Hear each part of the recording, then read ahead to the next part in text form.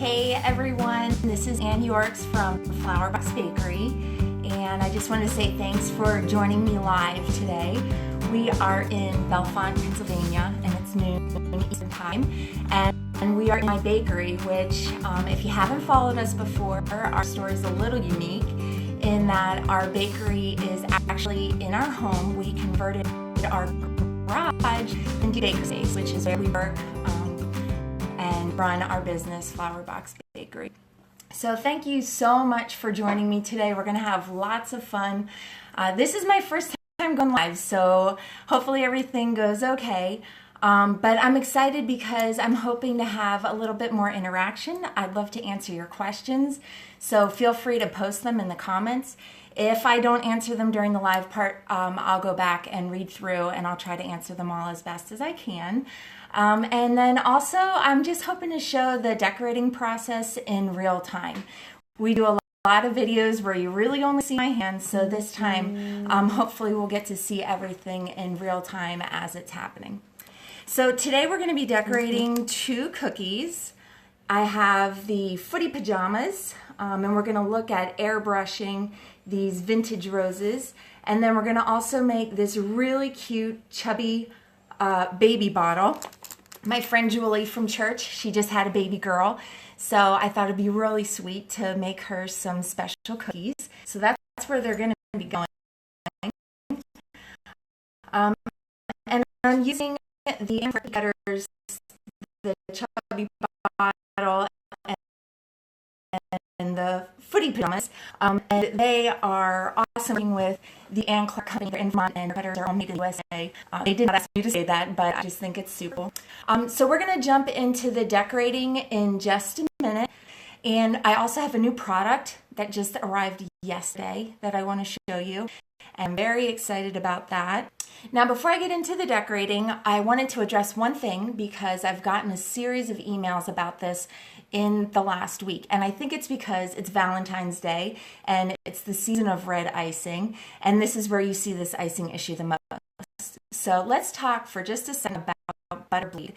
And if you're not a regular decorator, you might wonder, what is butter bleed? Well, it's when butter from the cookie seeps up through the icing and leaves icing looking blotchy once it's dried, which if you've just worked on cookies for hours, the last thing you want is blotchy looking cookies. There's some really good resources out there. I suggest checking out Georgianne's Lila Loa's blog post on butter bleed. I read a really good one on the Cookie Connection. Sweetopia also has one, and I'm sure Sugar Bell also addresses it. Those are some of my go-to, but there are some resources out there. I've tried quite a few things on preventing butter bleed. I've baked cookies longer. That did not prevent it. I also let my cookies rest on a paper towel, hoping to absorb that excess butter, and that did not prevent it. The only thing that I found that worked for me personally was I add white food coloring to my base icing. And so before I scrape the bowl out of the mixer, I'll add a really good squirt of white food color, and I find that that really reduces or eliminates that butter bleed in those darker icing colors like red, navy, and black, all popular colors. So hopefully we have the right angle so that you can see our cookies. Now here is the platter of cookies that I made for my friend Julie, and you can see our onesie and also the baby bottle cookie. That's what we're going to be working on today.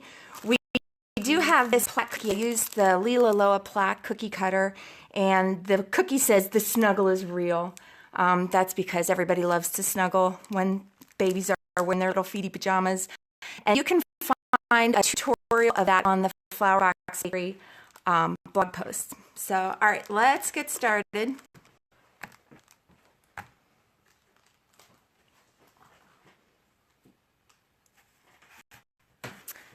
Okay. So I have some cookies that are ready to go.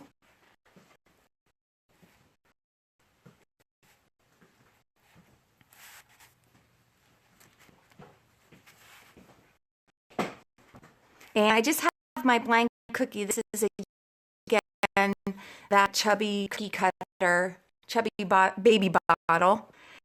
And I like to work with two icing consistencies. We're going to be using royal icing today. And I like to outline and flood my cookie. So the first thing I'm going to do is outline that section of the lid in that bright pink color. And then I'm going to go back and outline the blue of the bottle. And I don't need to do two outlines. I just need to do one.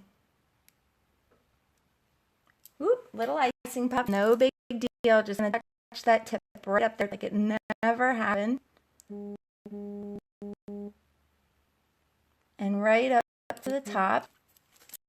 All right, so now I'm ready to flood in that bottle. And if you see on the example, I kind of made it look like there's a little bit of milk in there. But I want that surface to be nice and flat so that I can pipe some details on top of it. So I'm going to do this almost as a wet and wet. I'm going to do the little wiggle first. So I'm just going to wiggle up and down. Then I'll add a little border of blue. And it's okay if you don't get to the edge. We can always go back with our scribe tool and just tap that icing into place. I definitely like a nice full cookie, so I'm pretty generous with my flood. When I'm doing that base icing, I really don't leave a lot of cookies showing, so there's really not usually a lot of scribe work that needs to be done. So now I'm going to go back in with my flood icing. Again, this is royal icing. The icing that's in the bags and the bottles is the same kind of icing. The icing that's in the bottles is called flood consistency because it just has a little bit more water in it and gives it that nice flow so that it flows nice and flat on the surface of the cookie, which looks so pretty once it's all dry. All right. So it looks a little wonky to me. I'm just going to go in and clean up just a little bit. It's probably because I'm nervous. That's all right.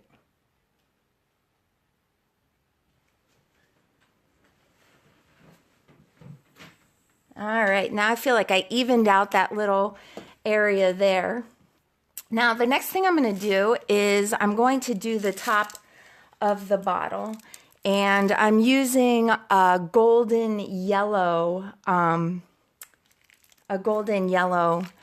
icing, and I have it in an icing bag. This is more of a thicker flood icing. Sometimes people will call it 20-second icing, and it's great for these smaller icing areas where you can just outline and flood that small icing area with just one icing consistency.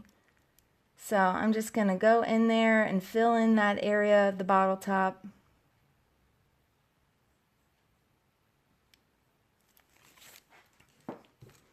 And then I'll get my scribe going just to fill in any of those little gaps.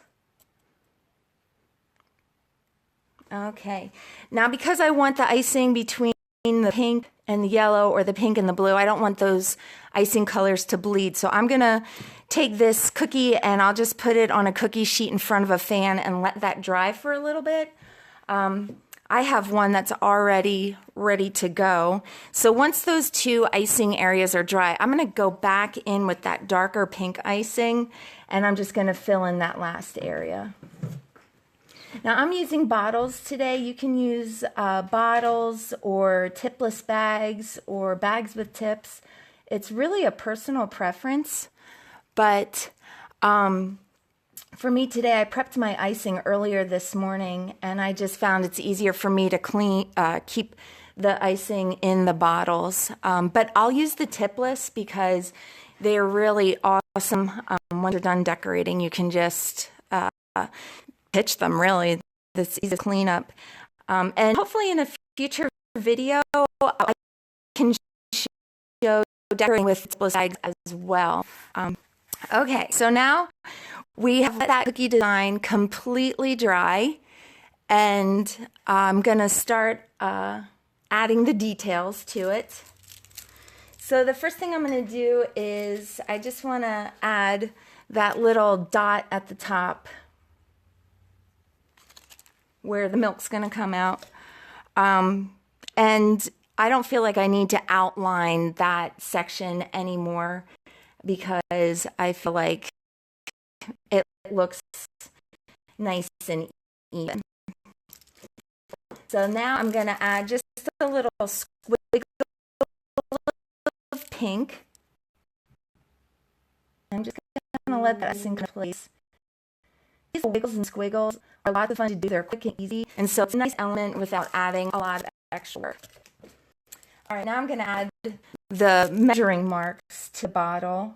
And because that surface is nice and flat where we have the milk in the bottle, it's nice and easy to just pipe that on top. You could even personalize this cookie with a baby's name or the mom-to-be to make it special for that little mom. And then once those lines are on there, the last thing I'm going to do is just add this little heart detail. I add hearts to every cookie possible because I think they're so cute. And the heart is really just 2 overlapping teardrops. So I'm going to go in and I'm giving a really good amount of hand pressure to create that first teardrop. I'm going to stay nice and close. I'm going to give it a good squeeze, and I'm just going to match up those tails to create that puffy little heart. So, and that's it. That's it for that cookie design, which is a lot of fun. So now if you stay with me, I'm going to go ahead and we're going to take a look at this footy pajama, and we're going to use our airbrush. Okay, so if you look at this design, there's actually 4 airbrush colors on this, and I'm going to show you how to mix some pastels to keep those colors really nice and light, and then I'll show you in the order of which stencil to use to create this design. And this vintage rose stencil, this is a set of stencils that we carry on flowerboxbakery.com, so you can find it there. We do carry a full line of Killer Zebras stencils. We also have Cookie Countess stencils. And Killer Zebras, Melanie, she just has some really great ideas. So I love this set because I feel like it would be great, not just for this footy pajama, but also for Easter eggs or Mother's Day or really any spring project. So I'm careful to put our stencils in the right order. We're going to start with the open rose stencil first, and I'm going to just click it into this frame, and that's going to keep the stencil in place when we're ready to do the airbrushing. So I have that ready to go. I'm just going to set that to the side. And now let me show you mixing some airbrush colors, because we want that nice pastel pink, a pastel green, and a pastel yellow. And I'm using my Chef Master airbrush colors, but there's lots of great options. Chef Master is what we carry on our website, you know, these techniques will work with whatever color you're using. So when I'm making pastel colors, I always want to start with the white base first. If you don't start with the white base, you're going to end up making way too much color, because it really only takes a drop or even less than a drop to make those really pretty pastel colors. See how much color I added and how deep it already looks? So there I have my pastel pink.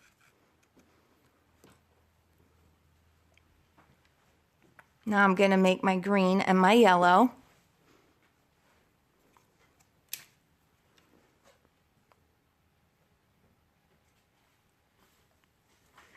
I'm just going to mix that up.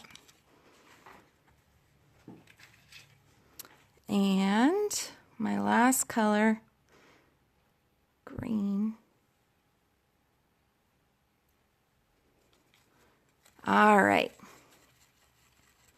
So I'm going to use 2 airbrush guns today, and I'm going to do, with the first gun, I'm going to use with the pinks, and then with the second gun, I'm going to do the yellow and the green. And sometimes I'll use just one airbrush gun, but I don't want to take the time to stop. and clean out the color. So I'm going to go with 2 guns today just to make it easier. And I'm using my cool little Genie airbrush gun holder. That's something new that just came from the Creative Cookier, and you can find that on our website as well. So I'm going to add this pastel pink color, and since I'm only doing 1 cookie, I don't need to add too many drops of color. I'm going to add that just using my dropper there. And I turned on my airbrush. Oh, it's moving my cookie around. Hold on. Okay, I'm using the Air Genie Pro today, and I have it on a low speed. So when I'm airbrushing, I just, when I'm doing those regular colors, I like to use low and slow pressure. And placement matters, so I'm kind of just wiggling that stencil frame to get it to the point where I see the most of those pink roses. And now I'm just going to go through and I'm just going to lightly airbrush that pastel pink color that we just made. Now if I was doing a dozen of these cookies, I would go through and do this phase on all the cookies at the same time. But since we're just doing 1 cookie for the demonstration today, you'll see me switch the colors right after I'm done. Alright, so now we have our light pink on there, and we're going to switch our stencils to the second stencil in this set. There are 3 stencils that create this design. And one of the things that I love about this stencil set from Killer Zebras, and I'm not sure if you can see the detail on the stencil, but she has the outline from the previous stencil on there, which makes it super easy to line that back up again. Oop, I'm on my cord there. So now I just want to line that up from where to add that detail on the rose. And I'm just going to add a darker pink color, I'll show you this, into my airbrush gun because I want to have a little bit of contrast to that pastel pink. So now I'm going to go in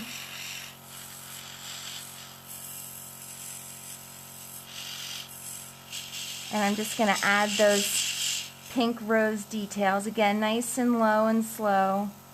I don't want to add too much color and saturate the cookie.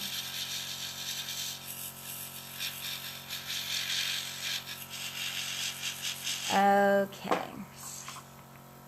so now I'm going to keep that stencil in place, but I'm going to switch guns. So I'm going to put that in my holder there, and I want to do the yellow airbrush color with these little small flowers. So I don't want to move the stencil, I'm just going to load that pastel airbrush color that I just made. And I really don't need too much because I'm only doing 1 example today. So turn my airbrush back on and I'm ready to roll.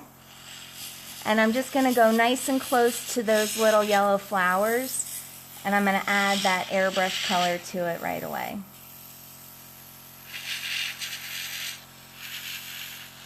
Okay.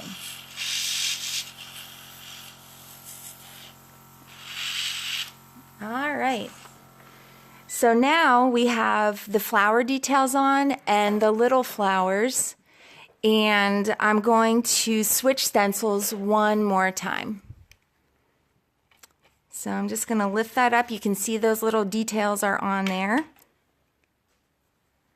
And now I'm going to click in the last stencil, which is those green leaves.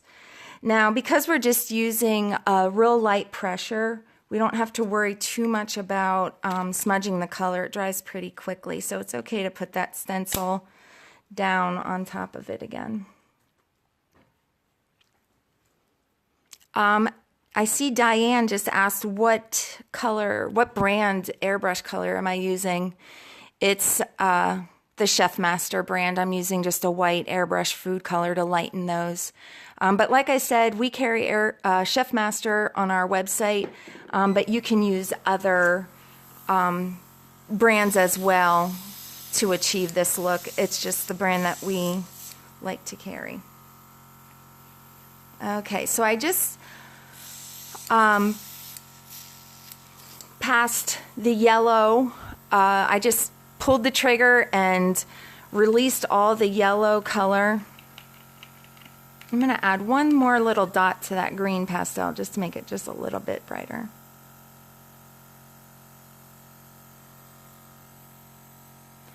And we're going to just use this same airbrush gun to do the green airbrush. And it's okay to put that green in there even though we just did the yellow. I'll just squeeze a little till I see green, but if you're going to use more than one airbrush color on a project, just make sure you go from light to dark. Then you don't have to clean your airbrush gun quite as much. Now at the end of the project, I will go ahead and run really hot water through my airbrush guns, and I like to clean them as soon as I'm done decorating just to get that color out there. I don't want any gunk to build up in there. You can also run alcohol through it to clean out those inside areas. And then I also like to do a deep clean on my airbrush guns where I take them apart and soak the parts and really get them nice and clean. Alright, so now we should have our green leaves. I'm just going to turn off my airbrush and scoot that out of the way. And I'll just rock this stencil genie to the side and lift up. So now you can see our pattern is on there, but we want to add some of these details. And because this took a little bit of time to create this pattern, we're going to keep our details ultra simple. So I just have some light pink piping icing. I'm going to take off my number 2 and I'm going to put on, this is a Wilton tip number 301. We do carry this in our shop, and I just like it because it's a small tip, but it's got a flat line or a flat look to it. So I'm going to turn my cookie to the side and I'm just going to add that collar.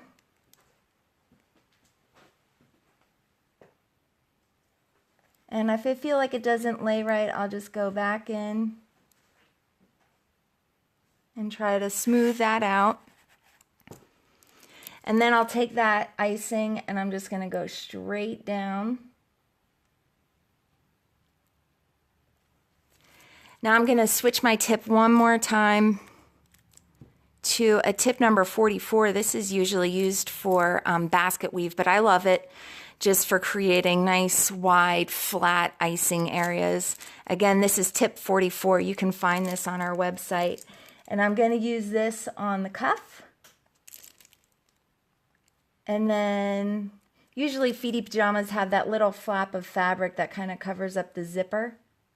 And so I'm just going to add that and touch down and pull away so it's a nice, clean finish. And before we're done here, I'll add just that little snap detail.